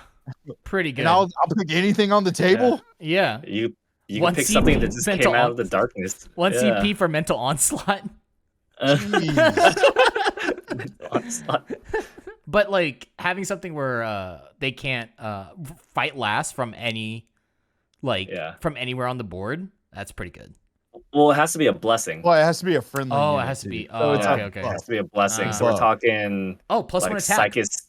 Psychic stimulus +1 attack. Yeah, that's pretty good. Your Genestealer should just shot up the board. Yeah. All right. What's the next Reckless Demolitions, 1 CP. Use the stratagem in the fight phase. Unit from your army selected to fight. Select one model equipped with a grenade weapon. Until the end of the phase, the model can only attack with that grenade weapon and can do so even if within engagement range of the enemy. It does not make a number of attacks equal to the weapon's characteristic type. Each time that model makes an attack with that weapon, an unmodified hit roll of 2 is always successful on an unmodified hit roll of 1. After the model unit has finished making all of its attacks, one model in that unit is destroyed. It's pretty good for demolition charges. Yeah. Pretty cool. It's all right. They lost their strat where they could just toss like 10 demolition charges. But, you know, it's pretty cool That still. was pretty cool. Yeah. We don't have to go over the red ones. Yeah, the requisition stratagems because Oh, they're pretty universal. those are just buff. Yeah. Yeah. All right. Yeah. Somebody's up. Okay. All right, my John turn. P. Let's go. What we got? All right. Pack Hunters. Select an enemy unit 6 inches and visible to a Jackal unit from your army. Each time, until the end of the phase, each time a model and another friendly cult unit makes a range attack, they get the benefit of exposed. 2 CP though. 2 CP for +1 the wound, and your Jackal has to be 6 inches and visible. Yeah. So. Well, it actually stacks with the Jackal's ability because a Jackal ability is that when they're within 6 inches of something, they get crossfire marker. So, you know, they shoot at something, they give it a crossfire marker, and then they also become exposed as well. Okay. Pretty good for 2 CP. Yeah. Yeah. When you put it that way, it's Yeah, pretty good. it's pretty good. It's pretty good. Next up, we've got Genetic Lineage for 1 CP. Uses in the charge phase for an Acolyte Hybrid or a Metamorph unit from your army. Advance to charge. 1 CP advance to charge for hybrids or Acolyte Hybrids or Hybrid Metamorphs. Yeah, boy, advance in charge. That is Everything good. getting advanced to charge. Pretty good. Yeah. Yep. Let's see. Next up, Meticulous Uprising, 2 CP. Let's see. Use this when you would reveal your ambush markers. If you're playing a smaller game, like 1,000 points or less, you can remove 1. If you're playing a larger game, 2,000 points or more, you can remove up to 2. For each ambush marker you removed, set them up again anywhere on the battlefield that's wholly within your deployment zone and more than 9 inches away from enemy models. Yeah, and once you've done so, you can reveal all your ambush markers. Redeploy, essentially. Yeah. It's pretty good. Pretty good. I think that these are all strategic ploys, right? Yep. The ones that you're reading off. So that means, boom, -1 if you minus 1 less CP when you use what's it called? Oh, that one's Warlord Trait? Oh, the Warlord Trait. Yeah, boy. If you're in Cult of the Forearmed Emperor, that means that the Pack Hunters one, 1 CP. 1 Anything CP. that's 1 CP, it's 0 CP. Pretty good. Well, you have to be 12 inches near your Warlord. Yeah, but still, you know. Is your Warlord going to be with your Jackal? That far Maybe. Dude, lying in wait. Dude. He's just waiting there. Could. Yeah. Wait, don't they also have a relic that increases auras by 3 inches? They do. Yeah. Yeah. I'm not sure if it counts to that Warlord trait, but it's a max of 9. Yeah. Yeah. Lame. But for this redeploy, you get 1 CP redeploy if you take that Warlord trait, though. Yeah. Pretty good. Yeah. Okay, next one. This one is called Clandestine Goals for 1 CP. You essentially get to repick your 1 secondary objective. Garbage. Yeah. If you made a mistake during your select Why did I take secondaries. this? Yeah. I accidentally took what was it called? Titan The one Hunter. that's not Rod. Yeah, I took Titan Hunter. That is kind of good though, because because your opponent, I don't know, I kind of like this. Dude, I I can imagine you so Sabotage Critical Location takes a lot of setup, right? Could you imagine you take Sabotage Critical Location and you're just like, nah, I'm gonna take something else instead. Yeah, you're making them run out the clock. Yeah. that's your goal. Yeah. Yeah. Oh, that'd be funny. Yeah. Okay, hold on. I lost my page. Okay, Booby Trap is a booby trap. This one costs 1 CP. Uses at the end of your turn. Select one objective marker you control that has a Rectactus Saboteur or Genestealer Cults core unit within range of it. The next time an enemy unit, excluding aircraft, makes any kind of move within range of that objective marker, roll D6 on a 2 to 4. Enemy unit suffers D3. On the 5 up, it suffers 3. It can only use the stratagem once. It's okay. You know, Grey Knights have this ability, but you have to pay for it as an upgrade. and no one takes it. So I don't see why you would use 1 CP to use this. For 3 mortal wounds. Yeah. Yeah. It's okay. One does the smite. Yeah. Or not just use that what's that one psychic Mental spell? Onslaught. Mental Onslaught instead. Yeah. Okay. Lurk in the shadows. Excuse me. For 2 CP, use this in your opponent's shooting phase. Select one of your Genestealer Cults infantry. Until the end of the phase, each time an enemy model shoots, if that unit is not the closest eligible target or within 12 inches of the enemy model, then until shooting is resolved, the enemy model cannot target that unit. In addition, until the end of the phase, if the selected unit has a bodyguard ability, it loses that ability. Yeah, so basically it's a cloud of flies. Yeah. Yeah. Yep. It's cloud of That's flies. actually what it is. Yep. Yeah. Return to the Shadows is a 1 CP. Let's see. So in your movement phase, when a infantry unit from your army is selected to move, or in your fight phase, when an infantry model in your infantry unit from your army has resolved all attacks, but before it makes a consolidation move, if it's 6 inches away. Okay, so if it's more than 6 inches away, during the consolidation unit phase, you can remove it from the battlefield and redeploy it and reinforcements. Yeah. Yeah, nice fight, bro. You think I'm exposed? See ya. Yeah. It's pretty good. This is gonna be something that's gonna be pretty good for things like R&D, stuff like that. Yep. It's basically just a watered down version of what AdMech had with the booster strat. Thrust. Yeah, booster thrusters, just watered down more because that was broken when it first dropped. So yeah, pretty good. All right, those are all you want me to keep going? good. I could do this last one. That's fine. Okay. All right. Next up, we have Covering Fire. This is 1 CP. Use a stratagem in your charge phase. Select one unit that has the crossfire marker until the end of the turn. That unit cannot fire Overwatch, set to defend, or perform heroic interventions. Pretty good. Pretty good. That's pretty darn good. Yeah, especially when you consider that you can still soup this army. You lose like your crossfire ability, but something like a Nexus, you can still apply a crossfire keyword to an enemy unit. So you can still apply a crossfire marker onto an enemy unit and still get access to this 1 CP strat if you were to soup Genestealers in, and you can stop somebody from firing Overwatch. So pretty good. I like it. And if you're an occulted Forearmed Emperor, 0 CP. Tunnel Crawlers. This one is 1 CP here. Use a stratagem in your charge phase. Select one area terrain feature until the end of the turn. Each time a Genestealer Cults infantry unit from your army declares a charge against an enemy unit within that area terrain feature, enemy units cannot fire Overwatch or be set to defend. And also, your Genestealer Cults infantry unit ignores the effects of difficult ground for that area terrain feature. So you have 2 ways to deny Overwatch in this army, which is pretty nuts. One of them requires a crossfire marker. The other one just requires them to be on an area terrain feature. This also makes it nice if you're playing with player place terrain, because if they put down a difficult ground terrain next to one of their units, you could just be like, nah. I'm still making that charge. You can't stop me. Yeah. It's pretty good. Next up, we have Fanatical Devotion. This is 1 CP. This one, select one enemy unit that is within engagement range of a Patriarch, Primus, or Magus unit from your army. One friendly core unit that is within 6 inches of the enemy unit and not within engagement range can perform a heroic intervention. So it's just a heroic intervention for your core units. Move up to 6 inches, all that stuff. Space Wolf stuff. Yep. So pretty nice. Next, we have Roaming Engagement 2 CP.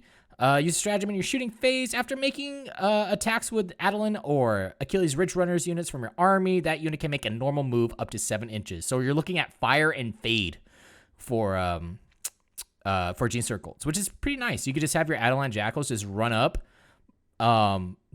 shoot something, and then run off. It's like one of the coolest things that you could do with Genestealer Cults. I love it. Just toss demolition charges. And run away. Yeah, they just run off. Coordinated Assault. This is 1 CP.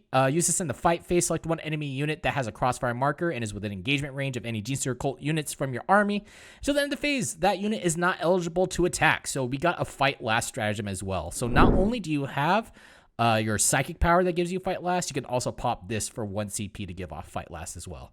So again, if you use a Nexus unit, you can apply a crossfire marker. If you were to soup Genestealer Cults in with your army, you can use your crossfire marker, apply to something, boom, 1 CP. Not only can you not do Overwatch, but guess what? Boom, you're also fight last. Also have a psychic power for another fight last. Boom, boom, easy. Boom, boom. So multi-charges are going to be great for Genestealer Cults. Neural Overload, 1 CP. This is for a Sanctus model. I don't know what a Sanctus model does, so I'm just going to skip this. All right, Summon Familiar. Yeah. This is 1 CP. Use a stratagem in your command phase. Select one Genestealer Cults model from your army that is equipped with a Psychic Familiar. That model can use that Familiar's ability one additional time during the battle. That's basically, your Familiars give you reroll your Psychic test. You can reroll 1 Psychic test. So you get to reroll another Psychic test. Cool. You can't reroll the same one because you can't reroll the same dice twice. So, yeah, there you go. Primed Explosive, 1 CP. Use a stratagem in your shooting phase when a Genestealer Cults model from your army shoots with a grenade weapon or a cache of demolition charges. Until the end of the phase, do not roll to determine the number of attacks. You just fire at max. So if you have demolition charges, they're all D6. Boom, you just get a flat 6. Couple this with one of the stratagems that I think that you get with one of the Cults or another stratagem from earlier on. You get to do 6 attacks at max, and then you can do an engagement range. Boom. Close demolitions. That's what you're looking for. Yeah. Pretty good stratagems, honestly. All of them being 1 CP is nuts. That's crazy. Yeah, so much value. If you take the Forearmed Emperor, there's 0. Yeah, there's 0, which is crazy. All right, we're ending off this with the units. These are some of the units that I think are really good. We'll go through these. I think the first one that we should go with is the Patriarch. Patriarch moves 8, has advance and charge, 4-up invulnerable save. This is brought up from the last Patriarch, where it was only I think it was a 5-up invulnerable save because it's just a glorified Broodlord. So you have that. You have advance and charge. Get to ignore combat attrition. Cool, I guess. Nice. But he hits like a truck. He gets 6 attacks. Each time an attack is made with a weapon, you also get to re-roll the wound roll. He has strength 5. And if you get a wound roll of 6, he has an AP characteristic of -6 and a damage characteristic of 3. So, pretty good. Wow. Yeah, dude. But this is coming from the Tau player with his hammerheads. He's like, AP6. Cannon. That's cute. So that one's pretty good. What do you guys think of the Patriarch? He's an HQ unit. How many points? I'll- Like 140? No way. Nah, like what, 90? Patriarch. Maybe? Oh, the Patriarch is 140. Yeah. Really? Yeah. It's 7 power. 7 power Yeah. usually means 140. Yeah. Around there. Yeah. 2 Good psychic job. powers. John P's ready for Age of Sigmar. He knows Smite. He knows 2 psychic powers. He can deny 1. He can cast 2 psychic powers. So he's a little bit better than a regular Broodlord. So Yeah. he's pretty good. 140 points. You get a really. This is a really good beat stick, honestly. Yeah. But the 4-up invuln, pretty good. Next up, we have the Primus. Primus is nice. I really like the Primus. He has a 2-up save, or is it 3-up? I can't tell. I'm looking at the printed or the photocopied version of this, and I can't tell if it's a 2-up save or a 3-up save. I think it's a 2. Maybe it's a 2. I don't know. Whatever his save is, it's probably garbage. I'm gonna say it's garbage. I'm gonna say that's like a 7. But the Primus is really good. He's basically a captain and lieutenant put together, which is really nice. He has 2-up weapon skill, 2-up ballistic skill. So, he can still perform in combat, but he can give a core unit. He has an aura to give core units reroll hit rolls of 1, which is nice. And then he also has Meticulous Planner, where you can select a core unit within 9 inches of the model. And until the next command phase, they get to reroll wound rolls of 1. If you upgrade him with one of the upgrades that selects a Primus model, you can do this twice, once per battle. So, and it doesn't have to be core. So you can apply it to things like your Ridge Runners and stuff like that. So pretty good. Yeah. I like it. He's only like 80 points too. So it's just That's crazy. 80 points for a captain and lieutenant model. That's nuts. You know who else? You know what else can do that? Is a marshal. Yeah, screw you. And the marshal's like what, 55 40 points. Ah, dang it. That's good. This guy's a lot better than Marshall though. So he's good. The next one that I want to highlight here, we're gonna leave like the best one for last, but we're going to jump on over to the Keller Morph. Everybody's favorite pew pew cowboy with 4 arms and like 4 guns. Love this guy. If you liked him before, you're gonna love him now. He's awesome. Whenever he does an attack, he has a ballistic skill of 2 up. He has 3 pistol 2 weapons. So he's getting 6 shots off of that. Every time that he successfully hits, it explodes. And in your shooting phase, after the model shoots, it can make a normal move or fall back as if it were your movement phase, even if it arrived as reinforcements for the turn. So you could just pop in, shoot something from like 18 inches away or 15 inches away if you give him the relic, and then just have him move back again after that. On top of that, if he kills any models inside of the shooting phase, he gains a aura where every core unit that is within 6 inches of the model, they can re-roll hit rolls of 1. Guy is nasty. And he's only... you can take 3 of these. It's not a named character. Yeah, he's only 80 points, bro. Bro! Gross! And he ignores Lookout, sir! Yeah, he can ignore Lookout, sir. Unmodified hit rolls of 6s deal an additional mortal wound.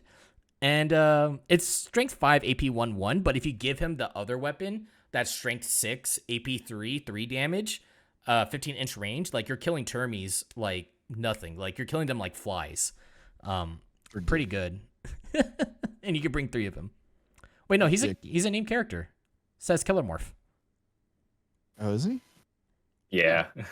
Yeah, right? Yeah. Maybe? I'm pretty I sure. thought the keyword for named character was named character. No. I thought they changed. Okay. Yeah. So pretty good. I like the Keller Morph. If you have the Keller Morph, put him in your list. You're gonna love it. After that, we have the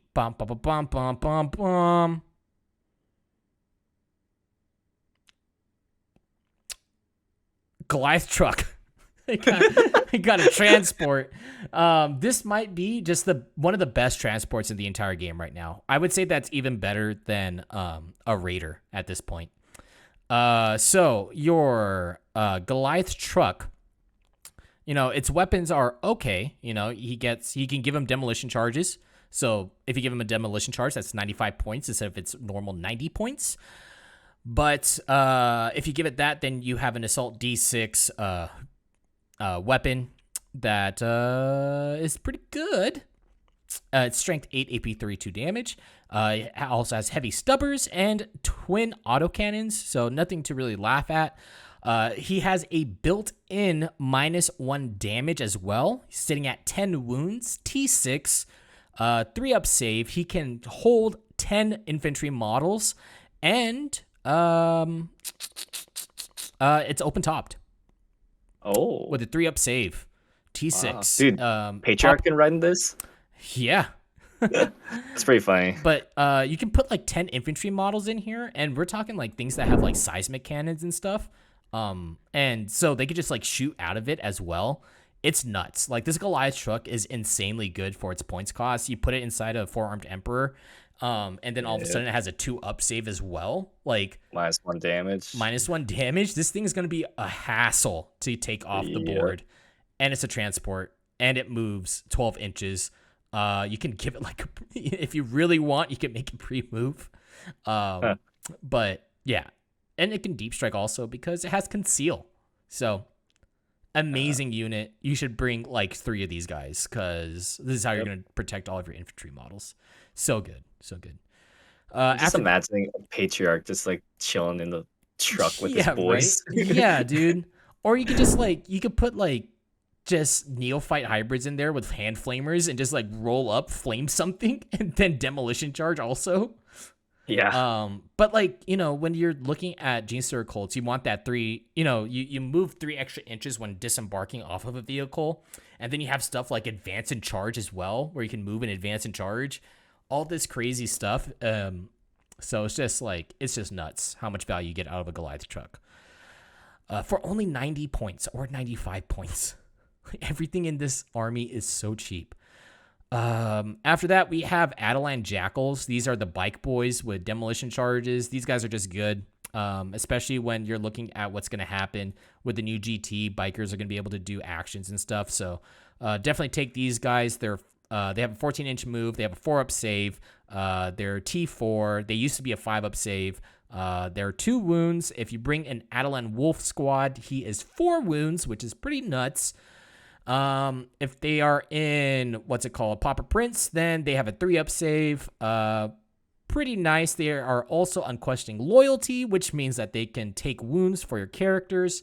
You can give them demolition charges. They have heavy stubbers. You can also give them mining lasers. Like, this is an insane unit. It's not broken by any means necessary, but it's definitely a super reliable unit that I think that every army should run, especially when you consider that they only cost like 85 points for a squad of 5. So take them. Everything's cheap. There's a lot of flexibility here. Yeah, exactly. And then we could talk about the Rock Grinder, and then the Neophyte Hybrids, and then we have one last one. Okay. So the Goliath Rock Grinder, this one is it has a 3-up save. You put them inside Pauper Prince, 2-up save. Boom, bada bing, bada boom. This is also really great for things like heavy mining lasers.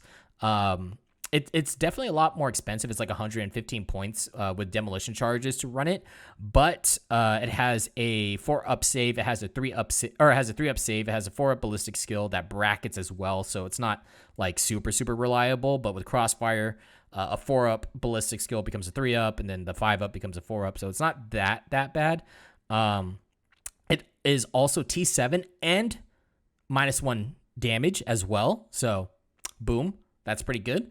Heavy mining laser, 36-inch range, heavy D3, strength 9, AP3, D6 damage, plus its blast. So, pretty good. Or you can give it a heavy seismic cannon if you really want to, which is heavy 6, 6 strength, AP2, 2 damage flat, or heavy 3, strength 8, AP3, 3 damage.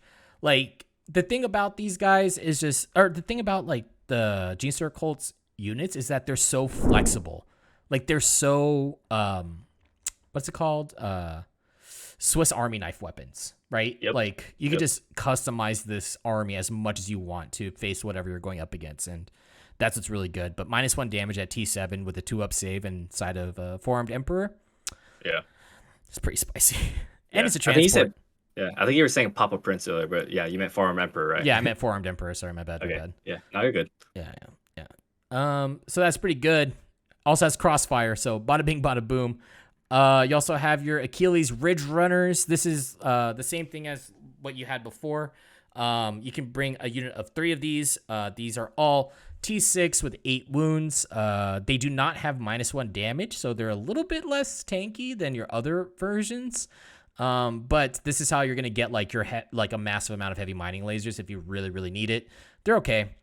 They have a 4-up save. They're T6, 8 wounds. They're without -1 damage. They die pretty quickly. But if you need extra oomph, this thing only costs 80 points per model. So a unit of 3 of these is 160 points, and that's it. That's really cheap. That's incredibly cheap. And then the last thing here, the big boys. We got Pure Strain Genestealers. These guys are absolutely insane. I'm pretty sure if anybody has made videos about Genestealer Cults yet, they've probably already gushed about Pure Strain Genestealers. If Auspex Tactics already made a video about GSC, there's probably Pure Strain Genestealers in there. These guys are insane. You put them inside a Twisted Helix. They move, all of a sudden they're moving 9 inches. They're strength 5, AP 3, 1 damage. Each one gets 4 attacks. So a group of 10 gets 40 attacks. You slap what is it? The one that gives you +1 attack, psychic power. I forgot what it's called. But you slap that onto them. Now they get 50 attacks. Or you can give them the upgrade where the first time that they hit in combat, they get +1 attack for another 50 attacks. They're not core, but who cares, because you can still get them upgrades like 3d6 charge, a scout move for an extra 9 inches of movement. If you give them the scout move for 9 inches, then they move another 9 inches plus advance and charge. You're like looking at like a 23-inch threat range. That is nuts. Or like more than a 23-inch threat range, because they move 9 and they move another 9 and then they advance for 6. So 23 inches off of that plus a charge move. Yeah. That's insane. 24. Yeah, 24. Yeah, 24. Yeah. 25 at minimum. 36 at most. Yeah. Like, these guys are going to get all across that table. Like, it's not even funny. That's 40 or 50 attacks. Hit on 2 base. Yeah. They hit on 2s, bro. That's nuts. That is crazy that they hit on 2s. Leadership? But why? Why they have 9 leadership? Yeah, and they have a 4-up invuln. And they only cost 140 points. Bro. For a unit of 10? For a unit of 10. Oh my goodness. Just insane. It's just insane. It's crazy. Yeah. And those are all the best units in my opinion. I also like the Nexos, but that's for a different time. Yeah, what do you guys think about those units? So I knew the Genestealers were good. The pure strange Genestealers, but oh my goodness. Yeah, it's all coming together. Yeah, it was always a problem because like regular Genestealers were always better than pure strange Genestealers because they were cheaper. Right. And they did the exact same thing. Now, when I'm looking at pure strange Genestealers, I'm just like, dude, I'm going to soup in GSC and just take pure strange Genestealers and screw my other Genestealers. Or I keep my regular Genestealers and I have pure strange Genestealers. And it's just, oops, all Genestealers list. Like, it's pretty nuts. Yeah. Demeki, I guess we can go with overall thoughts about the codexes, or about the codex. We can start with Demeki. What's your overall thoughts about it? Everything's super cheap. Even like the stratagems are super cheap. This army looks scary. Like I don't want to fight it right now. That's my thoughts on it. I'm looking at like what it says though for the characters, and it seems like you could run more of those in separate detachments, because it doesn't say you can only run one. Because if it's only a named character if it has like an actual name, like Typhus does. Keller Morph is a name. Is it? Yeah, he's the Keller Morph. I guess so. Yeah. Yeah. I don't know. It's confusing, but yeah. I'd have to wait until Battle Scribe updates to see if I can take it or not. I need to know. Right. Yeah. Okay. John P., what do you think about the codex overall? Yeah, it's a very well put together codex. I mean, I don't know. It's not gonna be like the best codex, but it's a good codex. Very fun. A lot of synergies. Definitely not a pick up and play army for sure. Yeah, definitely. Yeah. I think that comparing it to something like the Custodes book that dropped with it, it's definitely harder to learn than the Custodes book. But overall, I think that this codex is balls to the walls insane. I think that there's so much Alpha Strike potential. There's so much stuff you can do with this codex. The only thing that limits it is the D6 damage on like its mining lasers. But Neophyte hybrids, they could bring seismic cannons, and those are pretty good as well. So, I mean, like, it's good. Like, it's just that we're gonna have to see some people really finesse with this army. Yep. Just because there's just so much that you're looking at. Like, it's not like a pick up and play. I think that seeing that Custodes have like 44 lists at LVO after the book just dropped, I think, and then GSC only has like 15, I think is a huge sign that, this book is not very easy to read. Yeah. Lots of work. I think what I was gonna say is this is the ceiling is like through the roof for this army. Yeah, like, if you could figure this out, you could be one of the best players. Yeah, but that's always how Genestealer Cults have been. Like, the floor is high and then the ceiling is high as well. It's one of those armies where it's just like there's just so much that you can do that you need to really think about it. But yeah, that's the Codex. Yeehaw, we finally got through it all. It takes so long getting through these codexes now. Yeah. I bet that like once it hits 10th edition and we're still doing chapter tactics. Dude, I'm hoping that 10th edition's not anytime soon. Like I'm hoping for like maybe 4 or 5 years down the road. Yeah, right? Because like 2025 at least. yeah, I know. It's nuts. But yeah, that's this episode of Chapter Tactics. Thank you guys for watching and listening. If you guys enjoyed it, make sure you guys leave a thumbs up, leave a comment, subscribe, tell us what you guys think about this codex. And John P., how about you tell everybody where they can find you? Yeah, so you can find me on twitch.tv/DiceCheck or the DiceCheck YouTube channel, or here on Chapter Tactics. You can also find me on Twitter, twitter.com/JonathanP. I'm actually going to be streaming soon, so twitch.tv/JonathanP. Let's go! I've got some painting I need to do for LVO, so yeah, get excited if you want to see me do some of that. Heck yeah, brother. Demeki, where can people catch you? People can catch me besides at on Grindr. Yeah, Grindr, twitch.tv/DiceCheck, and also the DiceCheck YouTube channel. You can also check me out on Twitch at twitch.tv/Demeki, and you can check me out on Twitter at the Demeki on Twitter, and then Instagram I believe is Demeki Dame Kai. Heck yeah. And as for myself, you can find me at onlyfans.com/official Gordon Ramsay. You can also check me out on Twitter, twitter.com/Pizza Hut Official. You can also catch me on YouTube, youtube.com/Wendy's Nuts Hit Your Mouth. And then oh my God. And Licks, that's his other username. Yeah. And if you go to Sonic's, I'll probably be there in the drive-thru or something with rollerblades on, wearing some short shorts and listening to some Twisted Sisters. So you are just everywhere, dude. I'm everywhere and nowhere at the same time. I'm an enigma. But anyways, thank you guys for watching, and we'll see you guys in the next episode. Goodbye, everybody. Bye-bye. Bye-bye.